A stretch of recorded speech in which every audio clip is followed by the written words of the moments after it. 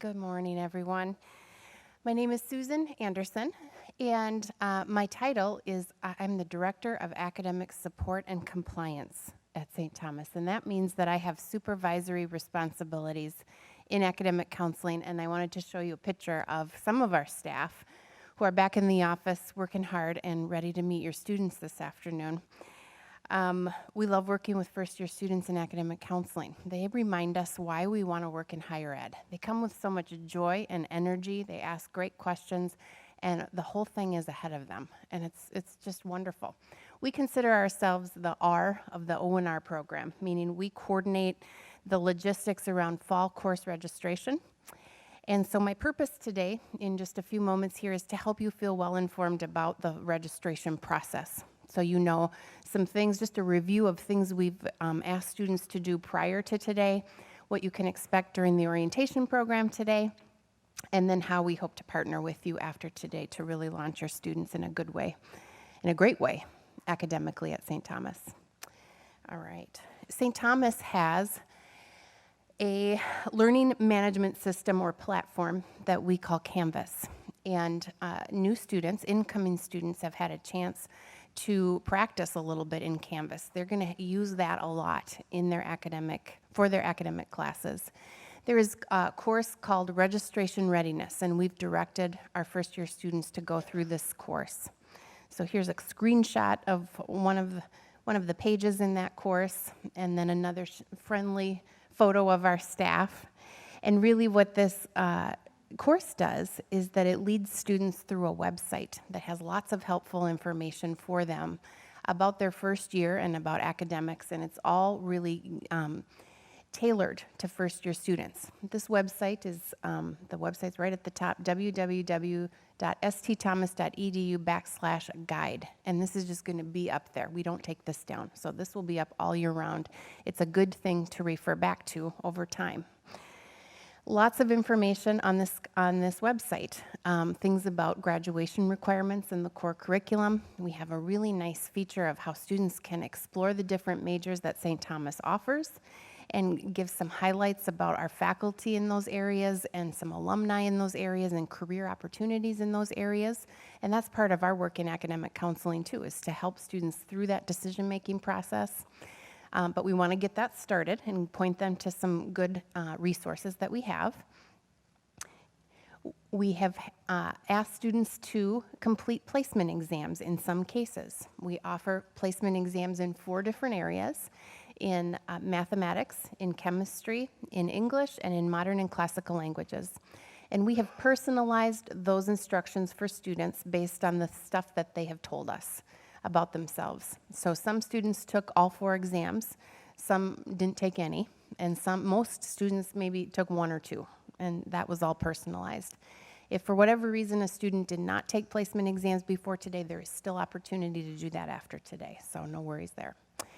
We've also asked students to complete an online questionnaire that we call the Online Course Preference Form, and this is the tool that we have that helps students organize information about themselves.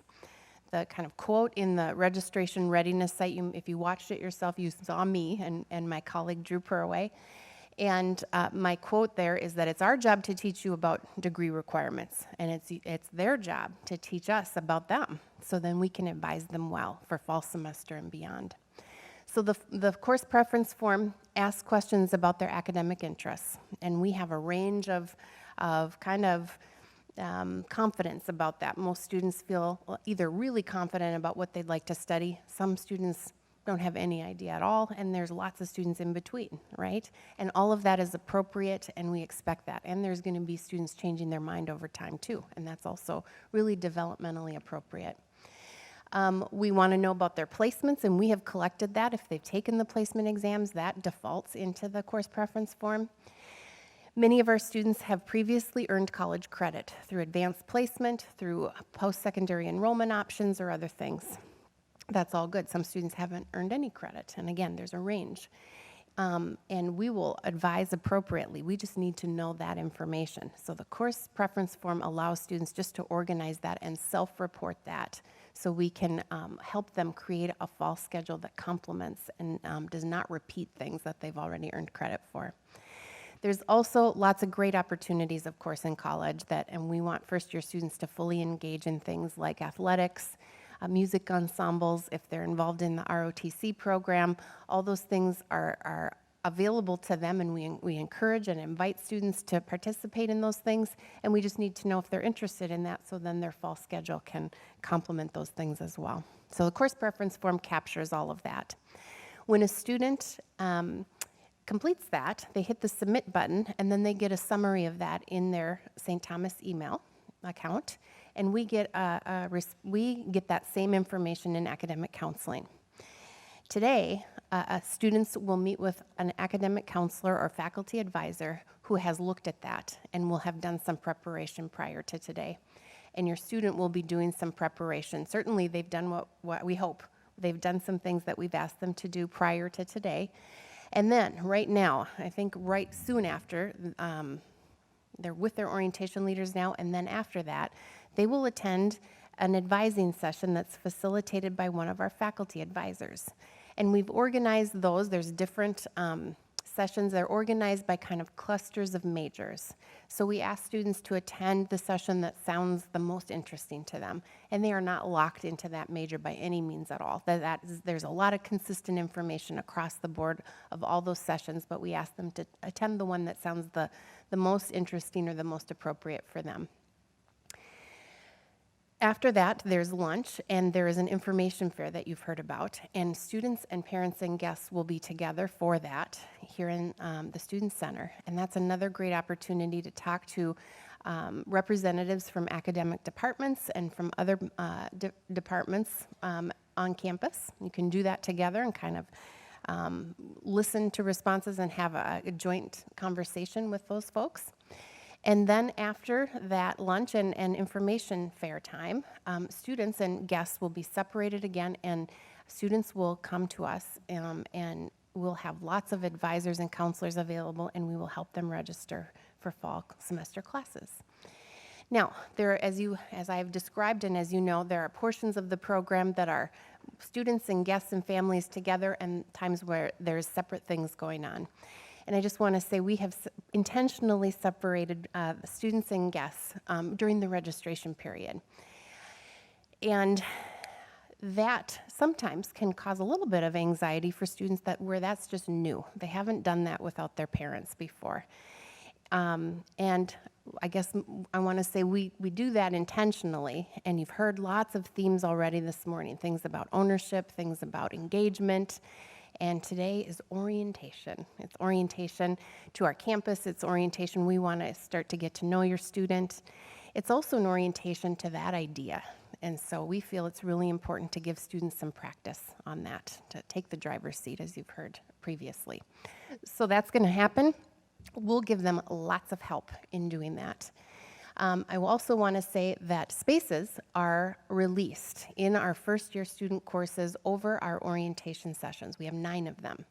And so we release seats in a way that allows equity across our entire incoming student class, and that's really important to us. So some students don't have lots of different choices, and others don't really have any choice. So that's something unique to St. Thomas and important to us. I think the flip side of that coin is that every student will have limited choices about what's available to them. What I will say is that we will guarantee that they will get courses that they need. They will be in courses that will help them progress toward graduation and complement the things that are important to them, like athletics and the other things that I've mentioned, and music ensembles, the activities that they want to participate in this fall. Back to this website, there are different sections of it. There's a section of sample schedules, and you can go back and look at this, and maybe you've looked at this prior to today. I just wanted to highlight a few things so you just get a sense of what common first-year schedules look like. Most of our classes are 4 credits each, and it's very common for students to take 4 classes or 16 credits. Some students opt to take 12 credits or 3 classes, and that's the minimum you need to be a full-time student.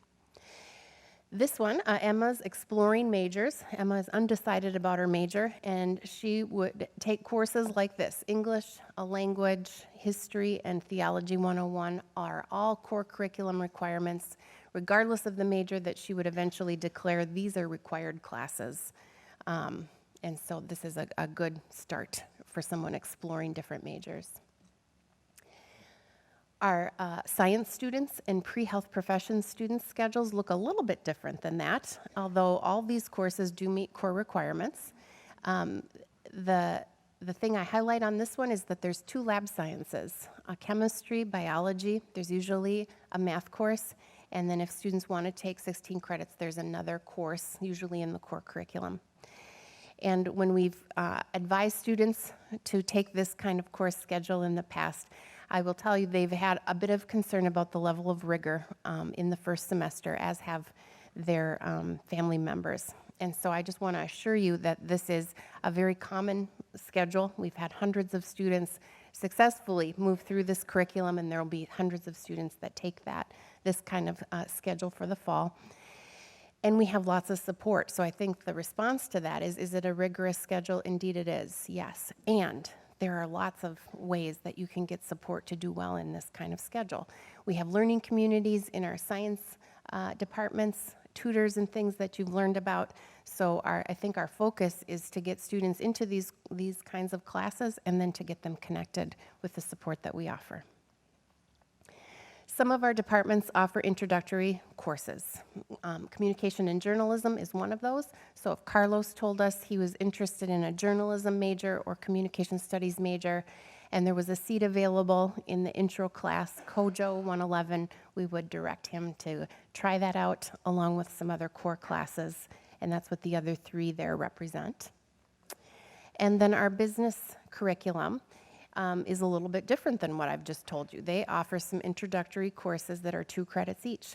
And if a student can get into one of those either in the fall or the spring of their first year, that's a good thing. And so we will direct students towards that, toward some introductory business courses and, again, core courses that complement the major as well as the core. So today, students will register for their classes. And we will, what we want, I think, is for students, I know that we want this, we want them to leave today feeling great.